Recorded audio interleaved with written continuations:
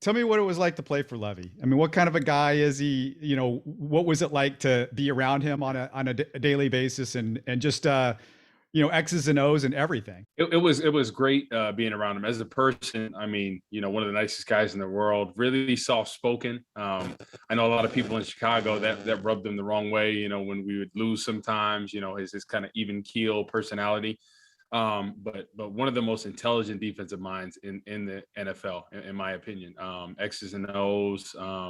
We had such a great defensive staff as well. Rob Marinelli was the coordinator. Him and Lovey were working together on our defense. It was just incredible just to see the adjustments he would make from game to game, even at halftime together, and just everybody loved him. When he got fired in 2012, we had that end of the year meeting, and you saw grown men in that meeting room crying. The fact that he was gone there. So that's just how much of an impact he had on our teammates. Yeah, I was going to ask you about what the feel was because in your rookie season, you guys go to the NFC Championship game, if I remember correctly, and then Lovey's last season in Chicago.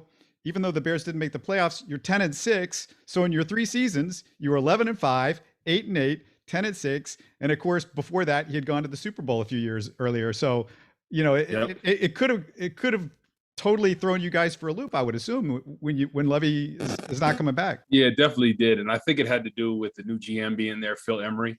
Usually a GM wants to have his pick of head coach and whatnot. But the thing is, our defense was one of the best in the league. And then you go from the next year when Mark Trestman was the coach, we had the same defensive staff. Same defensive personnel with the exception of Brian Urlacher. And we went from top 5 defense to dead last in every category. So I think that just shows the kind of impact that Lovie Smith and company had on our team. You're listening to Houston Sports Talk.